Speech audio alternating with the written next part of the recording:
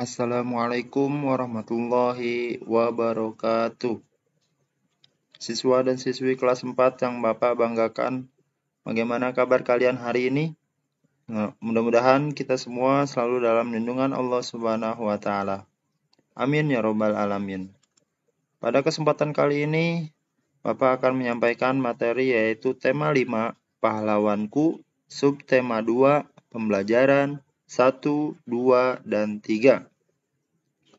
Baiklah, anak-anakku sekalian, seperti biasa, sebelum kita mulai pembelajaran kita hari ini, terlebih dahulu pertama, yaitu silakan kalian siapkan buku paket tema 5 kalian beserta dengan buku tulisnya dan juga alat tulisnya. Sudah siap? Jika belum, silakan dipersiapkan terlebih dahulu. Jika sudah siap, mari kita mulai kegiatan kita hari ini. Namun sebelum kita mulai, seperti biasa, marilah sama-sama kita membaca kalimat basmalah. Mudah-mudahan kegiatan pembelajaran kita hari ini bermanfaat dan juga menambah pengetahuan kita semua. Berdoa, dimulai. Bismillahirrahmanirrahim. Baiklah, anak-anakku sekalian, kita mulai pada pembelajaran kita hari ini yaitu subtema 2. Pahlawanku, kebanggaanku. Pembelajaran pertama. Silakan kalian buka buku paket tema 5 kalian yaitu halaman 53. Sudah dibuka halaman 53? Di halaman 53 ada tugas yang harus kita kerjakan, yaitu adalah ayo membaca. Nah, pada di halaman 53 ini ada bacaan tentang seorang pahlawan yang berasal dari Sulawesi Selatan, tepatnya dari Provinsi Sulawesi Selatan, ya. Siapakah itu? Ya, itu adalah Sultan Hasanuddin. Sudah siap? Nah, kalau sudah siap, mari kita baca bersama-sama ya. Bacaan dengan judul Sultan Hasanuddin. Bismillahirrahmanirrahim. Sultan Hasanuddin. Sultan Hasanuddin ialah raja dari kerajaan Islam Goa Talo di Makassar, Sulawesi Selatan. Oleh Belanda, ia dijuluki ayam jantan dari timur karena kegigihan dan keberaniannya melawan Belanda. Ia membela kepentingan kerajaan dan kepentingan rakyatnya. Dengan gigih, ia berusaha menegakkan kedaulatan dan memperluas wilayah kerajaan. Ia berhadapan dengan Arupalaka, Raja Bone yang dibantu oleh Belanda. Sultan Hasanuddin dikenal arif dan bijaksana. Beliau merasa sedih karena harus bertempur melawan keluarga sendiri. Arungpalaka Latenri Tata Toerung adalah seperti saudara kandung sendiri. Sultan Hasanuddin mempertimbangkan bahwa pertumpahan darah di kalangan orang Makassar dan Bugis harus segera dihentikan. Sultan Hasanuddin berusaha menggabungkan kekuatan kerajaan-kerajaan kecil di sekitar kerajaannya untuk melawan Belanda. Karena perjuangan dan jasa-jasanya, nama Sultan Hasanuddin diabadikan sebagai nama jalan dan universitas di Makassar, Sulawesi Selatan. Pemerintah bahkan menganugerahkan gelar pahlawan nasional kepada Sultan Hasanuddin. Setelah wafat, Sultan Hasanuddin dimakamkan di Komplek Pemakaman Raja-Raja Goa di Sulawesi Selatan. Kompleks pemakaman raja-raja merupakan peninggalan sejarah yang perlu dijaga kelestariannya. Kompleks pemakaman ini pun dijadikan objek pembelajaran sejarah bagi bangsa Indonesia. Oke, demikian anak-anakku sekalian. Itu adalah sejarah tentang Sultan Hasanuddin. yaitu Sultan Hasanuddin adalah seorang pahlawan, seorang pahlawan nasional yang berasal dari daerah Makassar, Provinsi Sulawesi Selatan. Sultan Hasanuddin ini adalah seorang raja, seorang raja dari kerajaan Islam Goa Talo. Sultan Hasanuddin diberi julukan ayam jantan dari timur oleh Belanda karena kegigihan keberaniannya melawan Belanda. Oke, Bapak ulangi, Sultan Hasanuddin ini adalah seorang raja dari kerajaan Islam Goa Talo yang mendapat julukan ayam jantan dari timur karena kegigihan dan keberaniannya melawan Belanda. Oke, anak-anakku sekalian, dari perjuangan Sultan Hasanuddin, kita belajar tentang keberanian dan kegigihan dalam melawan tindakan yang salah dan sewenang-wenang. Sultan Hasanuddin berusaha untuk melawan kesewenang-wenangan Belanda. Perjuangan beliau layak diteladani dan diberi penghargaan. Berbagai peninggalan Sultan Hasanuddin juga perlu dilestarikan sebagai pelajaran bagi generasi berikutnya. Oke, baiklah anak-anakku sekalian, kita lanjut pada pembelajaran kedua. Nah, silahkan kalian buka di pembelajaran kedua, yaitu pada halaman. Selanjutnya dibuka di halaman berikutnya, yaitu halaman 61. Oke, sudah dibuka di halaman 61, itu adalah pembelajaran kedua. Setelah kita mengetahui perjuangan para pahlawan, masih adakah tokoh masa sekarang yang memiliki jiwa kepahlawanan? Kita lanjut. Nah, di halaman 61 ini ada perintah ayo membaca. Nah, di sini ada bacaan mengenai Gusnadi Wiyoga, yaitu prestasi di tengah keterbatasan. Anak-anakku sekalian, mari kita baca bersama-sama bacaan tentang Gusnadi Wiyoga, prestasi di tengah keterbatasan. Sudah siap? Bismillahirrahmanirrahim. Gusnadi Wiyoga berumur 15 tahun. Ia berasal dari keluarga sederhana yang tinggal di Dusun Waringin, Maguwoharjo, Sleman, Yogyakarta. Ayahnya adalah seorang tukang sol sepatu dan ibunya adalah seorang ibu rumah tangga. Kondisi perekonomian orang tua Gusnadi yang kekurangan tidak membuatnya patah semangat untuk berprestasi. Yoga, panggilan akrabnya, berhasil meraih medali perak Olimpiade Sains Nasional atau OSN 2011 di Manado. Hasil ini mengantarkan Yoga mewakili Indonesia di International Competition and Assessment for Schools, wilayah Asia Pasifik tahun 2011. Pada kompetisi ini, Yoga mendapatkan medali perak.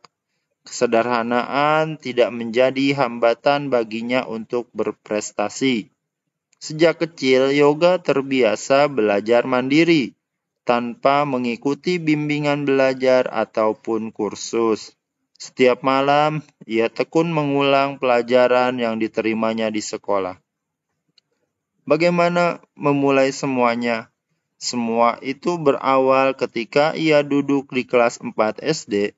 Saat itu ia dikirim ke Hong Kong tahun 2007 untuk mengikuti lomba matematika mewakili Indonesia. Dalam perlombaan itu ia tidak menang, namun hal ini menjadi pemicu bagi Yoga untuk terus belajar dan mengembangkan diri.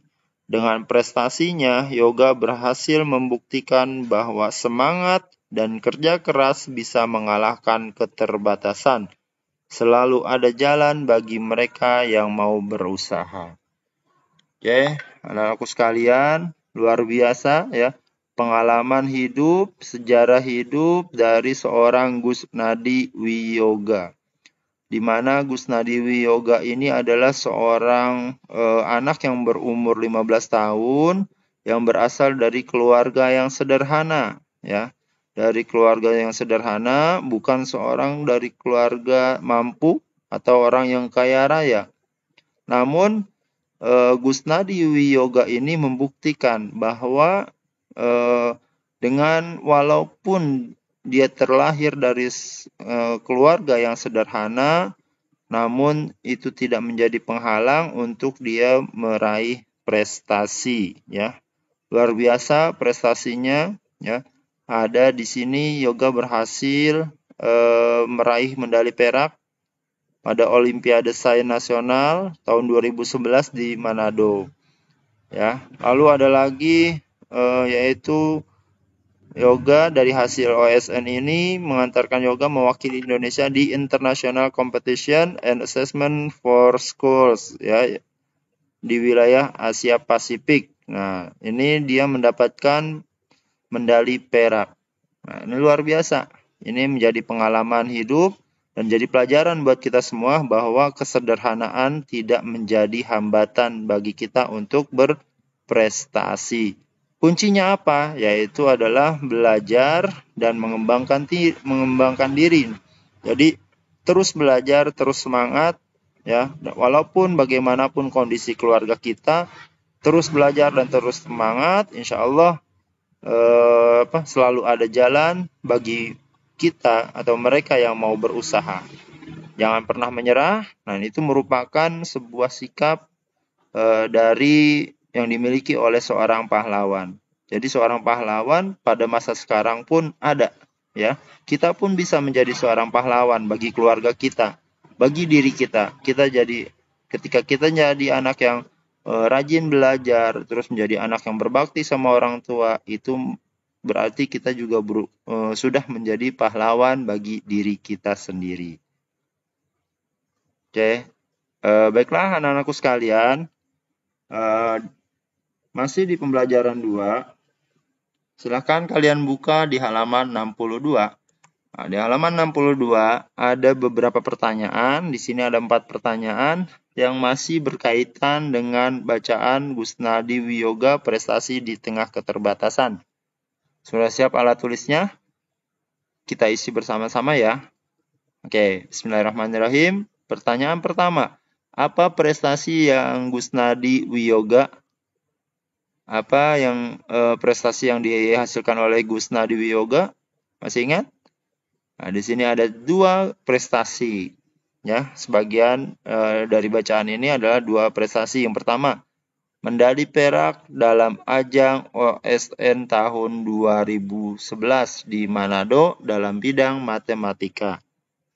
Nah, di sini jawabannya nih, ya.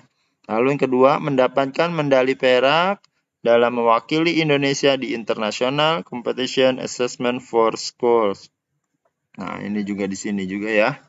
Jadi jawabannya, prestasi yang dihasilkan oleh Gusnadi Wiyoga yang pertama adalah medali perak dalam ajang OSN di Manado.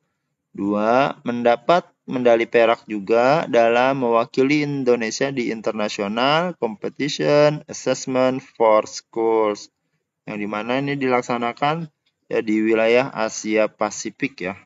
Oke, itu jawaban nomor 1. Nah, sekarang kita lanjut untuk soal nomor 2. Apa usaha yang dilakukan Yoga untuk meraih prestasi itu? Apa usahanya? Ada yang tahu? Jawabannya adalah giat belajar dan mengembangkan diri. Nah, ini Yoga terus belajar dan mengembangkan diri. Nah, di sini jawabannya ya. Jadi ini adalah kunci yang dilakukan oleh Yoga atau Gusnadi Wiyoga dalam meraih prestasi-prestasinya. Jadi kita juga bisa meniru atau mencontoh Yoga ketika kita giat belajar dan mampu mengembangkan diri, insya Allah prestasi apapun akan kita raih. Oke, selanjutnya pertanyaan ketiga. Sikap-sikap baik apa yang dimiliki oleh Yoga? Ada yang tahu? Ada 3 sikap baik yang dimiliki oleh yoga dan patut kita contoh. Yaitu adalah 1. Mandiri. 2. Mau bekerja keras. 3. Giat belajar. Nah, ini adalah sikap-sikap baik yang dimiliki oleh yoga. 1. Mandiri. 2. Mau bekerja keras. 3. Giat belajar. Oke, pertanyaan terakhir, yaitu nomor 4. Apakah sikap yoga tersebut mencerminkan sila kelima Pancasila? Jawabannya adalah iya. Sikap Gusnadi mencerminkan sila kelima Pancasila. Oke, Bapak ulangi jawabannya. Ya, sikap Gusnadi mencerminkan sila kelima Pancasila. Oke, sudah selesai. Di halaman 62. Nah, kita lanjut ke halaman berikutnya di halaman 63. Perhatikan ya. Oke, anak-anakku sekalian, sila kelima Pancasila berbunyi kemanusiaan yang adil dan beradab. Lambang sila kelima adalah padi dan kapas. Nah, ini adalah lambang dari sila kelima Pancasila, yaitu padi dan kapas. Makna sila kelima ada 4. Di antaranya yaitu 1. Adil, bukan harus sama. 2. Mau bekerja keras. 3. Mengakui kedaulatan bangsa sendiri dan bangsa lain. 4. Menganggap bangsa sendiri sederajat dengan bangsa lain. Ini adalah makna yang dapat kita ambil dari sila kelima, yaitu kemanusiaan yang adil dan beradab. Lanjut, arti dari lambang padi dan kapas. Nah, ini arti dari lambang padi dan kapas. Kenapa lambang sila kelima ini harus padi dan kapas? Jawabannya ini. Kapas dan padi ya melambangkan pangan dan sandang yang merupakan kebutuhan pokok semua rakyat Indonesia tanpa melihat status atau kedudukan. Ya, jadi lambang kapas dan padi ini melambangkan pangan dan sandang ya, yang merupakan kebutuhan pokok bagi semua rakyat Indonesia. Nah, selanjutnya, hubungan lambang atau simbol dengan maknanya adalah padi atau beras melambangkan makanan pokok masyarakat Indonesia yang biasa dikonsumsi sehari-hari. Bisa dikatakan bahwa padi merupakan sumber kehidupan. Anak-anakku sekalian, itu adalah penjelasan tentang sila kelima dari Pancasila, yaitu kemanusiaan yang adil dan beradab, dengan lambang yaitu padi dan kapas. Baiklah, anak-anakku sekalian, kita lanjut pada pembelajaran ketiga. Silakan dibuka di halaman berikutnya, yaitu halaman 71. Sudah dibuka di halaman 71. Ini adalah pembelajaran ketiga. Nah, di pembelajaran ketiga ini, di halaman 72 ada cara membuat loop atau kaca pembesar sederhana. Ada yang tahu kaca pembesar? Nah, ini adalah cara membuat kaca pembesar tapi yang sederhana. Di antaranya adalah alat dan bahannya. 1. Kantong plastik bening atau botol bening dengan permukaan rata. 2. Air. 3. Kertas dengan tulisan-tulisan yang kecil.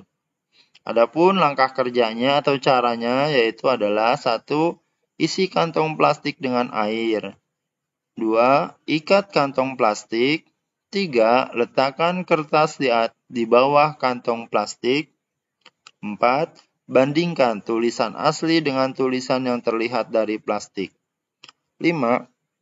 Ulangi dengan kantong plastik berukuran 1/5 kali lebih besar atau lebih kecil. Bandingkan hasilnya.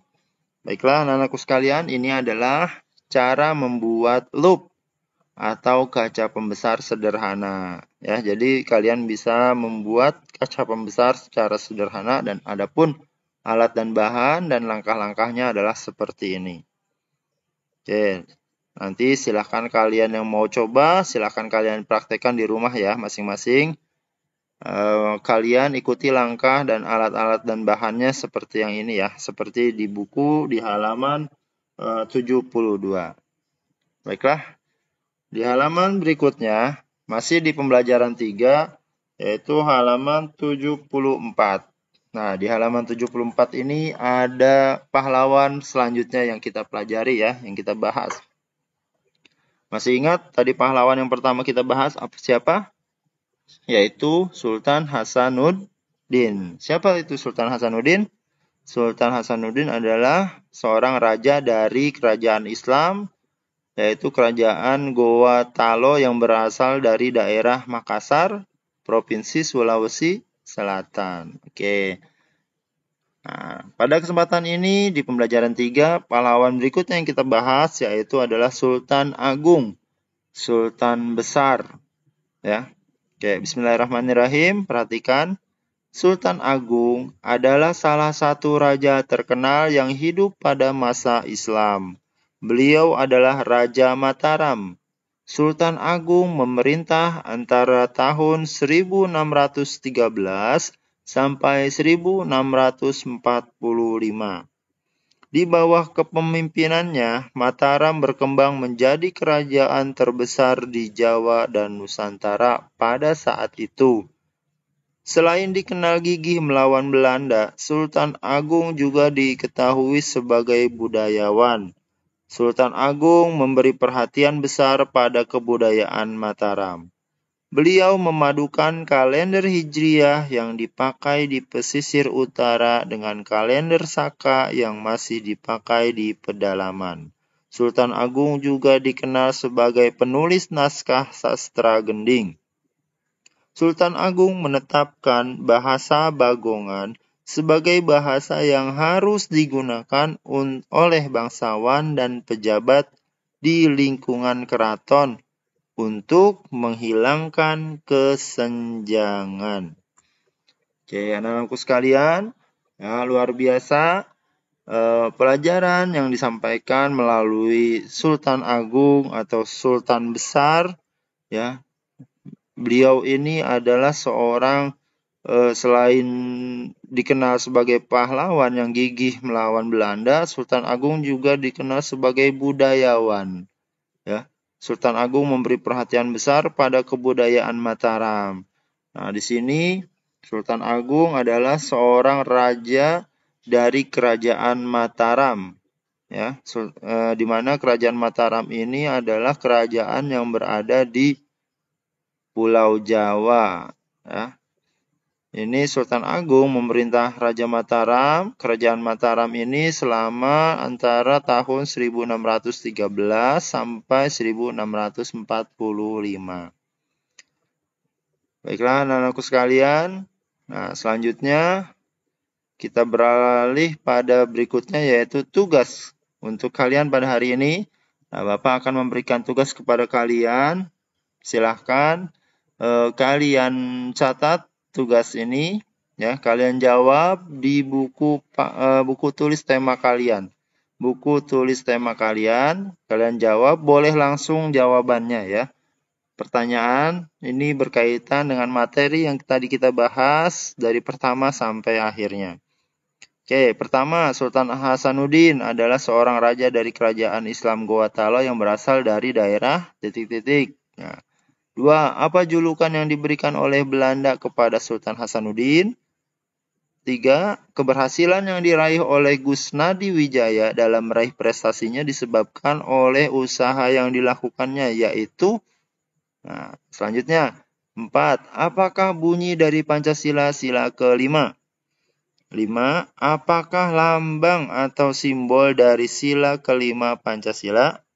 Selanjutnya nomor 6, apakah nama lain dari loop?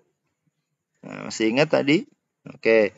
Nomor 7, sebutkan 3 alat dan bahan yang digunakan untuk membuat lup atau kaca pembesar sederhana. Selanjutnya, 8, siapakah nama raja yang memimpin kerajaan Mataram? Nomor 9, Sultan Agung memerintah kerajaan Mataram antara tahun ... Oke. 10, terakhir, tujuan Sultan Agung menetapkan bahasa Bagongan sebagai bahasa yang digunakan oleh bangsawan dan pejabat di lingkungan keraton adalah untuk ... Oke, nah, silahkan dari 10 pertanyaan ini kalian jawab di buku tulis tema kalian. Boleh kalian salin pertanyaannya, kemudian dijawab. Boleh juga kalian langsung jawabannya. Langsung ditulis jawabannya juga boleh. Sudah jelas tugas hari ini? Kalau sudah jelas, maka Bapak akhiri untuk kegiatan pembelajaran kita hari ini. Mudah-mudahan apa yang Bapak sampaikan menambah pengetahuan kita semua dan ada manfaatnya. Dan Bapak akhiri, tetap semangat dan jaga kesehatan kalian masing-masing. Bapak akhiri, Assalamualaikum warahmatullahi wabarakatuh.